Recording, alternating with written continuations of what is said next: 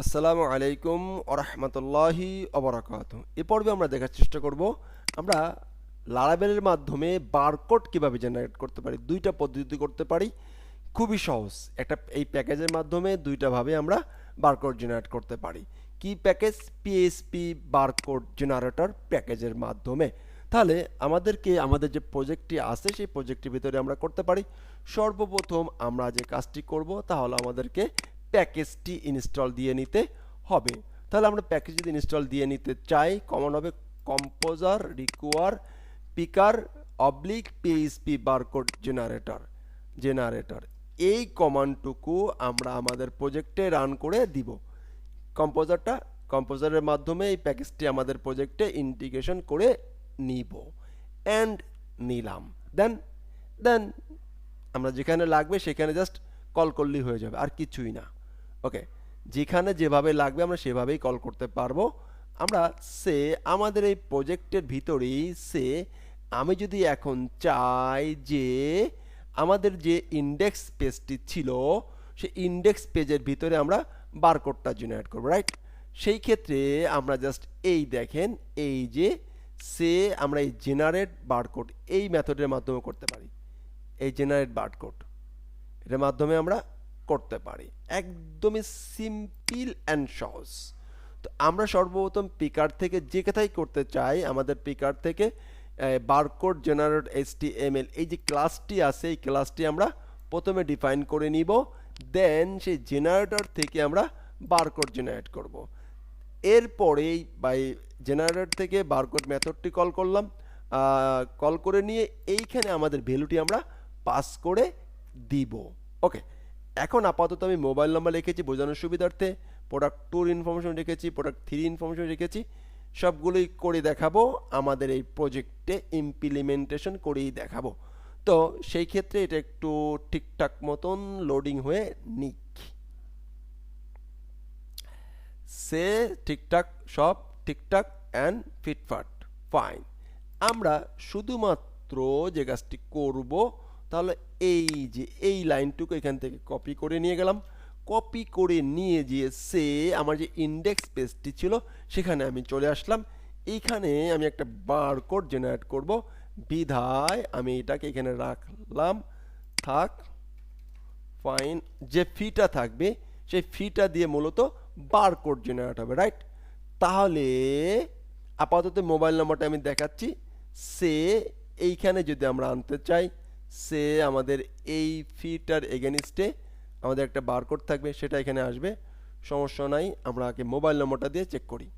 Fine, এই mobile নম্বর এখানে আছে, বারকোড এখানে আছে, এখানে বারকোডটা জেনারেট হবে। এটাকে আমরা আপাত দৃষ্টিকোণ থেকে অফ করে দিলাম। ফাইন, এইটা শেষ।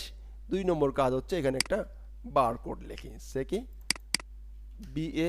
BARCOD code, barcode. Fine, absolutely fine. প্রজেক্টটাকে আমরা একটু রান করার চেষ্টা করি।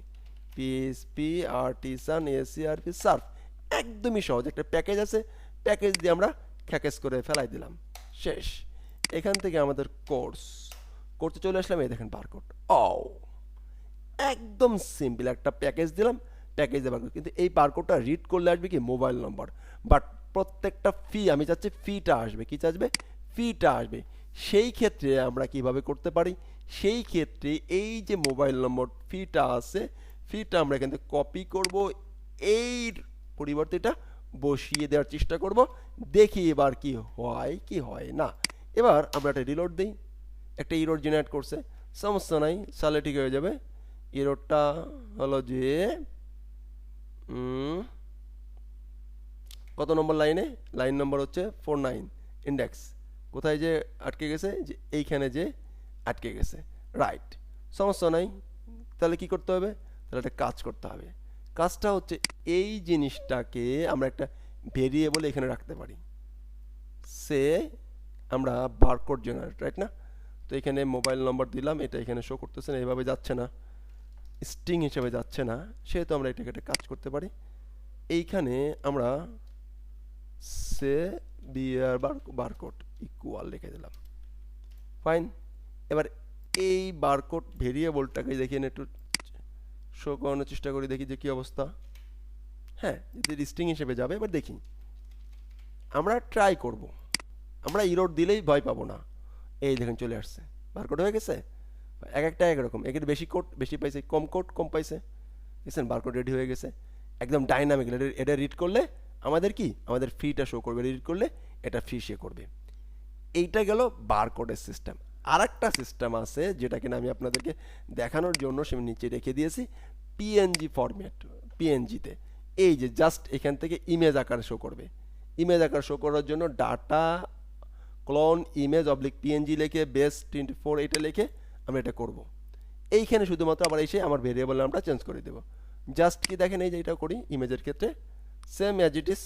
হ্যাঁ, এই যে আমরা উপর থেকে যেটা নিছি একই। হ্যাঁ, এইখানে দেখেন এটা এইচটিএমএল, এটা এইচটিএমএল তৈরি হয়েছে, এটা হচ্ছে পিএনজি ফরম্যাট। এই জন্য আমাদের ক্লাসটা কি ভিন্ন ক্লাস কল করতে হচ্ছে।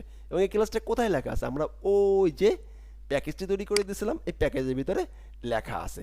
যদি আমরা পিএনজির জন্য চাই তাহলে আমাদেরকে এই ক্লাসটা নিতে হবে। ওকে ওকে, তাহলে চলুন এই যেটাকে আমরা কপি করি, কপি করে যে সে ইমেজের মতন যদি নিতে চাই, আমি আর একটা টিডি এখান থেকে নিয়ে নিতে পারি, তাই কি নয়? অবশ্যই তাই। সে টিডি, এটা শেষ করি নাই, শুরু করছি, শেষ করে রইল নাকি? শেষ করতে হবে। Fine, okay fine, okay fine, okay fine, fine. এখন কি কাজটি করতে হবে, এই যেটা আসলো, এটা আসলো, এটা আসলো, এটা দিয়ে একটা ইমেজ তৈরি হয় কেন সেটাকে আমরা চেক করি। উপর থেকে আমরা একটা বারকোড ইমেজ নেই। বারকোড একটা হচ্ছে এইচটিএমএল, একটা হচ্ছে পিএনজি। পিএনজি একটা হচ্ছে পিএনজি, একটা হচ্ছে এইচটিএমএল। রিলোড দিলাম, দেখি এ দেখেন বারকোড এটা সমান সমান, কারণ এটা কমন নম্বর আছে, ডাইনামিক নাই। এবার আমরা এখান থেকে এটাকে ডাইনামিক করার চেষ্টা করব। তো সিম্পলি এই যে আমার যে বারকোডটা আছে, এই বারকোডটাকে যেখানে ভেরিয়েবল আছে আমি এইখানে এসে পিএনজির এই যে এইখানে এসে এইখানে সেট করে দেব আমার ভেরিয়েবল যেটা চাই, যার এগেনস্টে আমি এসে বারকোডটা তৈরি করতে চাই, সেই বারকোডটা এখানে দিয়ে দেবো same to same as it is. তাহলে এটা হচ্ছে এইচটিএমএল, এটা হচ্ছে পিএনজি। তাহলে বারকোড নিয়ে আশা করছি আর কারো কোনো প্রবলেম হবে না ইনশাআল্লাহ। কি পিকার পিএসপি বারকোড জেনারেটর এই প্যাকেজটির মাধ্যমে আমরা ইজিলি করে ফেলতে পারি। ভালো থাকবেন। আসসালামু আলাইকুম ওয়া রাহমাতুল্লাহি ওয়া বারাকাতুহু।